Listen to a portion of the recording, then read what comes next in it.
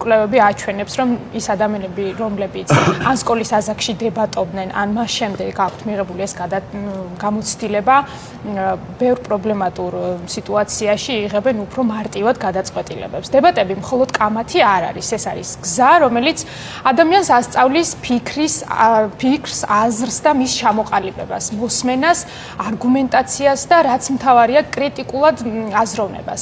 გუნდური მუშაობა, ლიდერობა, დროის მართვა და რაც ყველაზე მეტად გვჭირდება, ალბათ დღეს განსხვავებული აზრის მიმღებლობა და პატივისცემა. სწორედ ამ უნარების განვითარებაში ეხმარება დებატების ტექნიკა ადამიანებს გაარჩიონ ფაქტი მოსაზრებისგან და პირიქით. საქართველოს დებატებისა და განათლების ინსტიტუტი თბილისის დებატების სკოლაში 17 წლამდე მოზარდების მიღებას იწყებს, მათ შესაძლებლობა ეძლევათ ჩაერთონ პროგრამაში, გაიარონ პრაქტიკული სასწავლო კურსი და მონაწილეობა მიიღონ დებატების ტურნირებში, როგორც საქართველოში, ასევე საერთაშორისო მასშტაბითაც. ვინ და როგორ შეიძლება გახდეს ამ პროექტის ნაწილი და რა რეალურ სარგებელს აძლევს მოზარდს დებატებში ჩართვა, საკუთარ გამოცდილებას დღეს ჩვენი სტუმრები გაგვიზიარებენ. თინათინ ცერცვაძე, ფსიქოლოგი, დებატებისა და განათლების ეროვნული ინსტიტუტის დირექტორი, მოგესალმებით მოგზანდით და ასევე ამერიკული აკადემიის მოსწავლეები, თეკლა ზალდასტანიშვილი და კატო მაღლაკელიძე არიან ჩვენი სტუმრები. მადლობა, რომ შემოგვიერთდით სასიამოვნოა თქვენი გაცნობა. საინტერესოა მოვისმინოთ მოსწავლეებისგან ეს გამოცდილება, თუმცა ქალბატონი თინა ალბათ უკეთ აგვიხსნის, როდის დაიწყო საქართველოში საერთოდ ამაზე ხმამაღლა საუბარი, იმიტომ რომ ჩვენ საბჭოთა ქვეყანაზე ვსაუბრობთ, სადაც განსხვავებული აზრის დაფიქსირება ჯერ კიდევ 40-30 წლის წინ შეიძლება არ იყო ასეთი მარტივი, ხო? დღეს კი რაღაც დებატების სკოლაზეა საუბარი. აი, როდის დაიწყო საქართველოში საერთოდ ამაზე ხმამაღლა საუბარი? მოგესალმებით ყველას, დიდი მადლობა ამ საკითხით დაინტერესებისათვის. დებატების ტექნიკა და ის უნარები, რასაც ესწავლება ანვითარებს, უკვე დიდი ხანია, ძალიან მოთხოვნადია და ეპოქაც კი შეიცვალა. ჩვენ 90-იანი წლების ბოლოს დავიწყეთ და მაშინ ეს სრულიად სხვა სინათლე იყო.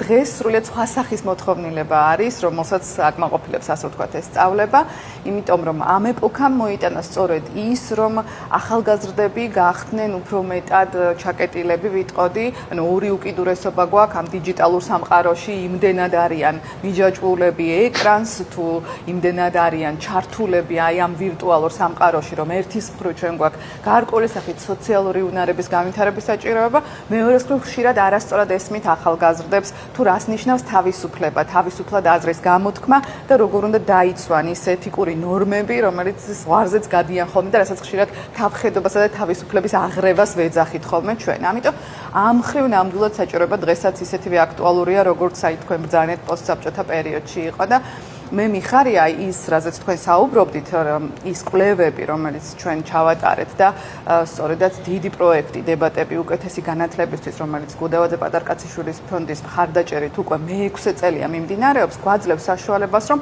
უკვე მეცნიერულ დონეზე დადასტურებულად ვთქვათ, როგორ იცვლებიან ახალგაზრდები, ვინც გაივლიან ამ სწავლებას და აი მაყურებელს კარგად მინდა ავუხსნა, რომ ეს არ არის კონკრეტული შედეგები, შეგიძლიათ აგვიხსნათ? მე როგორც ფსიქოლოგს ჩემი სადოქტოროს მთლიან ამას მიუძღვენი და ნამდვილად შემიძლია ძალიან კონკრეტულად ვთქვა რა შედეგებზე გავდივართ, რაც შეიძლება ამ მცირე დროში ითქვას, იმიტომ რომ ხშირად დებატები რაღაც კამათთან ან დაპირისპირებასთან ასოცირდება. ეს არ არის. აი დებატების სკოლა და თბილისის დებატების სკოლა, ახლა რომელსაც ვთავაზობთ ჩვენ მოსწავლეებს, ახალგაზრდებს ითვალისწინებს ხანგრძლივ სწავლებას. ეს არ არის ერთი მომზადება ან რაღაც ტრენინგების ციკლი ან ერთორთვიანი კურსები, ეს არის მინიმუმ 1 სასწავლო წელი, 1-დან 3 სასწავლო წლამდე საქმიანობა, რაც ითვალისწინებს სისტემატიურ მეცადინეობებს, რომლის შემდეგაც ახალგაზრდები ხდებიან უფრო მეტად გუნდურები, სწავლობენ მოსმენას, ამას სწავლება ჭირდება. ჩვენ ხშირად გონია, რომ მოსმენას რა უნდა და ესეთი ადვილი არ არის.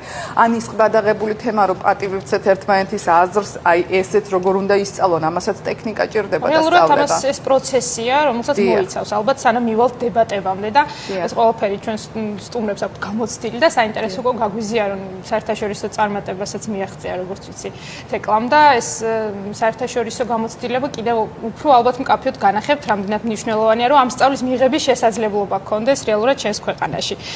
როდის დაინტერესდი და რამდენი ხანია, რაც უკვე აქტიურად ხარ ჩართული დებატებში და ვიცი, რომ ამას აქვს გავლენა, იმიტომ რომ თქვენი თანაკლასელები, თანატოლებში უფრო და უფრო პოპულარული ხდება, ხო?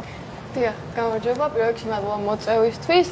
იმით დავიწყებდი, რომ მე ვსწავლობ ამერიკულ აკადემიაში გივი ზალდასტანიშვილის სახელობის, სადაც მთავარი არის დისკუსიები და ის მაგიდა, რომლის გარშემოც მოსწავლეებს ყოველ გაკვეთილზე და ყოველ კლასში გვაქვს დისკუსიები ერთმანეთში. მერვე კლასში, როდესაც ამ სკოლაში ჩავაბარე, ძალიან მიჭირდა ჩემი აზრის გამოთქმა. სულ იმაზე ვფიქრობდი, თუ სხვას რა რეაქცია ექნებოდა ჩემს პოზიციაზე. და ამის გამო დედაჩემა, რომელიც ჩემს ასაკში ასევე დებატებში იყო ჩართული, მირჩია, რომ კარგი იქნებოდა, რომ დებატების სკოლაში შევსულიყავი, სადაც მომეცებოდა ის უნარები, რაც დისკუსიებში სკოლაში და სკოლის გარეთაც გამომადგებოდა. და ხო და რა იყო ეს? ხო, რა უნარები? უფრო თავდაჯერებული გაგხადა? იცი რატომ გეკითხები ამას? რა თქმა უნდა, მაყურებელს რო აუხსნა, ხო? აი ეს თავარი უნარები, რის დამსახურებითაც მე ეს პროცესი უკვე გიაძულდება. პირველ რიგში აი გუნდურობა, როგორც უკვე ვახსენე, ძალიან მნიშვნელოვანია ჩემ თანატოლებთან ერთად, ჩემი აზრის დაფიქსირება, გავრცელება, მათი აზრის მოსმენა, რითიც ჩვენ შევქმნით საერთო სურათს.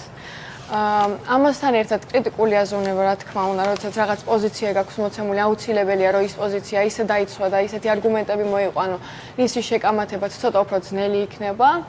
ამასთან ერთად მე მომწონს ის პროცესი, რომ აი რაღაცას რომ ვიტყვი, არ ვარ დასტრესელი, არ ფიქრობ იმაზე თუ ის რას იფიქრებს, უბრალოდ ჩემი თავარი არის, რომ ის პოზიცია დავიცვა, რაც მოცემული მაქვს. თეკლა, აი დებატების მიღმა ყოველდღიურ ცხოვრებაში თუ იყენებთ ამას, აი მაგალითად კლასში, თანაკლასელები, როცა რაღაცა საკითხს განიხილავთ, ხო, შეიძლება სულ არ ეხებოდეს გარემოს დაცვას ან თქვენი უფლებების დაცვას, მაგრამ აი ყოველდღიურ კომუნიკაციაში თუ გამოგიყენებია ეს უნარები.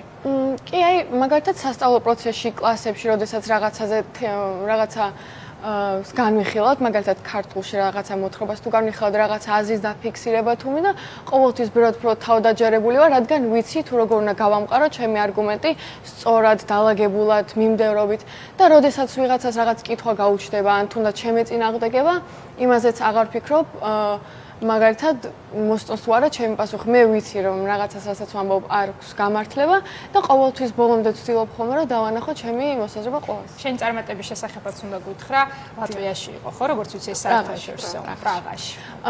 ხო, თავიდან იმიტომ შევედი დებატების სკოლაში, რომ დამეძლია ის შიშები და ის კომპლექსები, რაც აქამდე მქონდა საგაკვეთილო პროცესებში და ზოგადად კლასის გარეთაც.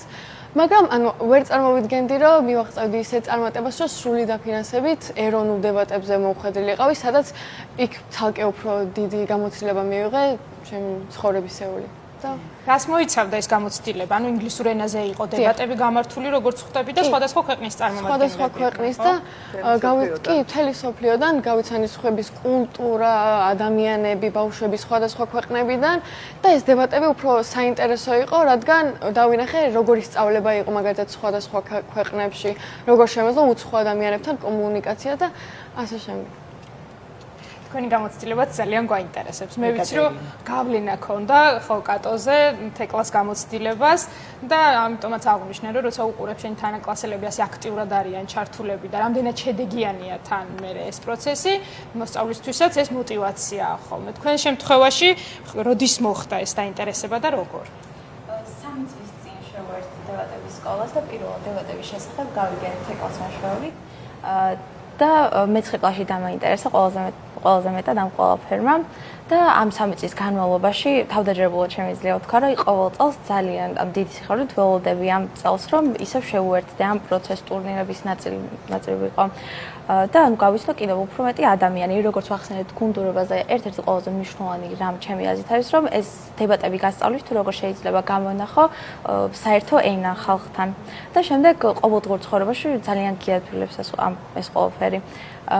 და ასევე მასწავლა დებატებმა თუ რომ ყველანაირ სიტუაციაში უნდა გავითვალისწინო ორივე მხარე, რომ აი თქვენ რას ცდილობარაკეთ, რომ ანუ ყველანაირი კამათის და ზედმეტი ემოციების გარეშე შეძლო ჩემი პოზიციის დაცვა და ანუ აზრის გამოხატვა სწორად არგუმენტების. შენ გაკვირვებით ამჩნევ ამ ცვლილებას, რომ მანამდე თქვა უფრო ემოციური იყავ რაღაც საკითხებთან მიმართებით, რაზეც კამათობდით, შეიძლება თუნდაც მეგობრების წრეში და ახლა უფრო მეტად არგუმენტირებულად და მშვიდად შეგიძლია ამაზე საუბარი. კი, აი ზუსტად აქ ვამჩნევ ყველაზე დიდ განსხვავებას, რადგან ანუ აი ხვდები რომ იგივე ანუ სივრცეში შევდივარ თითქოს როგორც აი დებატების ფორმალური ტურნირის დროს, აი კლასში როდესაც გვაქვს დისკუსია და შემიძლია ახლა აი ყველანაირი კამათის და ჩხუბის გარეშე ვიცი რომ შემიძლია ჩემი პოზიცია დავიცვა არგუმენტებით და არ არის საჭირო ზედმეტი ემოცია.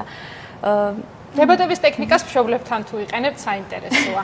და ეს როგორ ითარგმნება აი მეგობრებთან ურთიერთობაში, მშობლებთან ურთიერთობაში, თუ დაგეხმარა თუ გვაქვს სტატისტიკა მაგაზე მე რა გაგიზიარებთ. ჯერ ვკითხოთ, ვისაც პირადი გამოცდილება აქვს და თუ ქონია ესეთი შემთხვევა. არის ხოლმე, როდესაც მე რაღაცა აზრზე ვარ, დედა ჩემი ან მამა ჩემი რაღაცა აზრზეა, როდესაც მინდა რომ ჩემი პოზიცია უფრო გავამყარო, რა თქმა უნდა, ამ არგუმენტების და ჩხუბის და კამათის გარეშე, მე ყოველთვის ვცდილობ, რომ ის გადმოვცე, რასაც მე ვგრძნობ, რასაც მე ვფიქრობ და მე ჩემი ოჯახის წევრებიც ხანდახან ითვალისწინებენ, ხანდახან არა, მაგრამ მათი პოზიციას, რა თქმა უნდა, ვითვალისწინებ და ჩემსაც მაინც როდესაც შევლებთ ახლა კიდე სხვა არის ჩემი აზრით, ვიდრე როდესაც ანუ ფორმალურ გარემოში ხარ, მაგრამ ანუ დებატებმა ასევე განმევითარა ანუ სწრაფი აზროვნება და კრიტიკული აზროვნება, რომელიც შემიძლია მეხმარება ამ სიტუაციაში, რომ სწრაფად შემიძლია უპასუხო. მაგრამ ნუ ხო იმდენად სიმშვიდესაც ვერ მარჩუნებ როგორც ფორმალურ. თქვენ სტრესში არ არის მეგობარი, რომელიც არ გაცილით ბოლომდე გამოთქვა თქვენი აზრი. როგორ იქცევით ასეთ დროს? არის ხოლმე და ხშირად. ო, კაი, რა შერას, ეგრე კი არა, ესე არის. არა, ყავთ ეგეთი მეგობარი, ხო, გეყოლებათ აუცილებლად. ხო და ამ დროს ხო რაღაცა დისკომფორტი, აი, შენ რო იცი რომ ჯობია რომ ბოლომდე დაგაცადონ და გამოხატო შენი აზრი, ხო, მე მასაც ბოლომდე დაასრულებინებ და მოусმენ, მაგრამ რო არ გაცდის, როგორ იქცევით ასეთ დროს? მე ყოველთვის ვცდილობ, რომ შევინარჩუნო სიმშვიდე, მაგალითად კლასებშიც ხშირად მქონია, რომ მე რაღაცა აზრის დაფიქსირებას რო ვცდილობ, სხვა ხელს მიშლის ხოლმე, მაგრამ მე ვჩუმდები ყოველთვის ვცდილობ ყოველ შემთხვევაში, შემდეგ მას ვუსმენ, მე ვიძახი, რომ გასაგებია, მაგრამ რაღაცას ვაფიქსირებდი, მე ისე ვიმეორებ ამას და თუ კიდევ შემეწინააღმდეგება და თუ კიდე არ დამაცდის, ნუ მე უკვე ჩვენი მასწავლებლები ჩაერთვებიან და ნუ ეს ძალიან კარგია ჩვენ სკოლაში, რომ ყოველთვის, რადგან ჰარკნესის მაგიდაზე ვართ ყველა ბავშვები, ანუ ოვალურ მაგიდაზე, ყველა ერთმანეთს თვალებში უყურებს, მასწავლებლებიც ხედავენ, მაგრამ გაკვეთილი მასწავლებლის მაგალითად ბავშვებს მიყავს. ეს არის ყველაზე საინტერესო, მე ესე ვფიქრობ, მაგრამ ხანდახან როდესაც საჭირო გახდება და მასწავლებელი რო დაინახავს, რომ ბავშვებს შორის რაღაცა კონფლიქტი ან ვიღაცას არ აცდის და არ თმევს ამ უფლებას, ნუ მე ერთვებიან და მე უკვე ნელ-ნელა ყველაფერი ლაგდება ხოლმე. ქალბატონო თინე, თქვენ აი როგორც ფსიქოლოგი ამ შემთხვევაში, აი როგორ უყურებთ რამდენად მნიშვნელოვანია ზრდასრული ადამიანის ცხოვრებაში უკვე რეალურად ამ უნარების ქონა, ჩვენ ვსაუბრობთ ახლა სკოლის მოსწავლეებზე და შეუძლიათ ვისაც აქვს სურვილი რომ უკვე როგორც ვიცი მიიღება დაწყებულია, თუმცა აი სტუდენტებთან მუშაობთ და ნებისმიერ ადამიანთან ვისაც აქვს სურვილი რომ ეს უნარები განავითაროს და აი ყოველდღიურ ცხოვრებაში თქვენ დაკვირვებით რამდენად გადამწყვეტი მნიშვნელობის შეიძლება აღმოჩნდეს ამ უნარების ქონა. ძალიან დიდი მადლობა თქვენ ყველა მნიშვნელოვან საკითხს შეეხეთ და ახლა როგორც დინო ბრძანა, ასეთი შემთხვევები ხშირია დასრულებში განსაკუთრებით, ხო, როდესაც არ გაცდიან საუბარს გაწყვეტნები და როგორ უნდა მოვიმოქმედოთ, ხო, ამ დროს. და მშობლებთან დაკავშირებით რა ხდება? ძალიან ხშირად გვაკითხავენ მშობლები მოსწავლეების, რომლებიც გვეუბნებიან, რომ ეხლა ჩვენც გვასწავლეთ, რომ შევძლოთ სათანადოდ აღვუდგეთ დიახ, აი ამ წინააღმდეგობას და მე მიხარია, რომ დასრულთა რიცხვიც მატულობს. ანუ გააცნობიერეს ადამიანებმა, რომ სჭირდებათ ამ ხრივ გაძლიერება, რომ კონსტრუქციულად იმსჯელონ. იმიტომ რომ ადრე თუ გვიან მაინც ხედავენ, რომ აი ესეთი ტიპის ემოციური, იმპულსური, აგრესიული ჩარევა თუ პასუხის გაცემა არ არის ეფექტიანი და ამიტომ ჭირდება რომ აღჭურვილი იყვნენ ყველა იმ ინსტრუმენტით, რასაც ჩვენ ვაძლევთ და ვაწვით, როგორც მოზარდებს, ასევე ახალგაზრდებს და მე მინდა გითხრათ, რომ ახლა ჩვენ თბილისის სკოლაზე, დებატების სკოლაზე ვსაუბრობთ და იმაზე თუ რა შედეგები აქვთ მოზარდებს აქ, მაგრამ ძალიან მიხარია, რომ გვაქვს შესაძლებლობა და ჩვენმა კვლევებმა დადასტურა როგორი საჭიროება არის ახალგაზრდებში, რომ მთელი საქართველოს მასშტაბით ახლა გვაქვს ესეთი კიდევ ასევე მიმდინარე პროექტი ახალგაზრდობის ხმა, რომელიც ახალგაზრდობის სააგენტოს მხარდაჭერით მიმდინარეობს და აქ გვაქვს შესაძლებლობა, რომ ყველა რეგიონში უკვე გავხადოთ ხელმისაწვდომი ეს სწავლება და როგორც კი საინფორმაციო კამპანია დავიწყეთ,